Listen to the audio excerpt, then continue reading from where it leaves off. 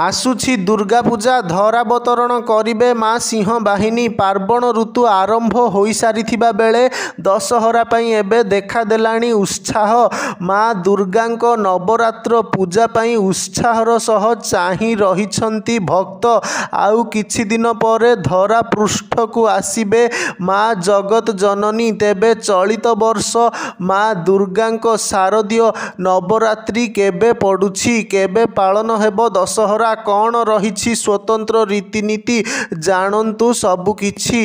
October रे शारदीय नवरात्रि, पवित्र दशहरा, पितृ अमावास्या भली पर्व पड़ुछि। प्रतिवर्ष भली एथर मध्य नवरात्रि पूरापूरी 9 दिन पाई पालन कराजिबो। स्वतंत्र रीतिनीति रे पालित हेबो नवरात्रि एवं मांक दशहरा बा विजया दशमी। तेबे नवरात्रि केबे ओ दशहरा केबे जानतु संपूर्ण तथ्य। देवी दुर्गांक प्रति भक्ति पर्व नवरात्रि चलित वर्ष 9 दिन पर्यंत चलिबो। नवरात्रिर पूर्व दिन घट स्थापन करा जाई माँ अंबिकांक पूजा करा जाई थाए। विश्वास रहिछि एही पूजा करिबा द्वारा दुख रोग दोष दूर होई थाए।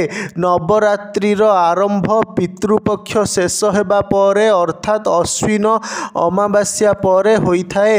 अश्विन मासर शुक्ल पक्ष प्रतिपदा तिथि रे कलश स्थापना करा जिवो। एहा सहित आरंभ हेबो शारदीय नवरात्रि पूजा। एथिपाई ताहाकु शारदीय नवरात्रि बोली कुहा जाई थाए।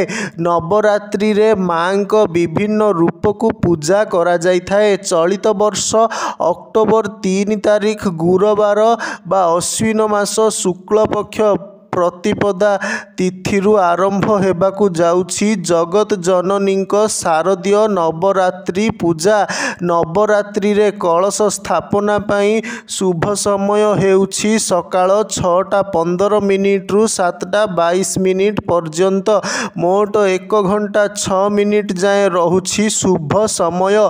चलित वर्ष अक्टोबर 9 राति और 10 सकाळु आरंभ हेउछि माँ दुर्गांक पूजा। शारदीय पूजार सप्तमी तिथि आरंभ हेउछि।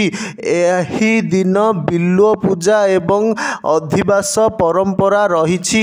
11 तारिख रे मांक महाष्टमी पूजा हेबो। सेही दिन कन्या पूजा मध्य होइथाए। एही दिन माँ दुर्गा 2 असुर चंड मुंडक संहार करिथिले। अक्टोबर 11 तारिख अधारु आरंभ हेउछि महानवमी, जहाँकि अक्टोबर 12 तारिख शनिवार पर्यंत चलिबो।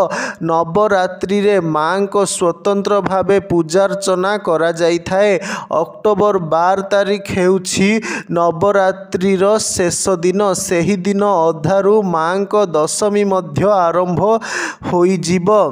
महानवमी दिन सिद्धिदात्रीक पूजन कराजिबो। एहा सहित 9 दिन धरी जारी रहिथिबा पूजा बा नवरात्रि समाप्त हेबो।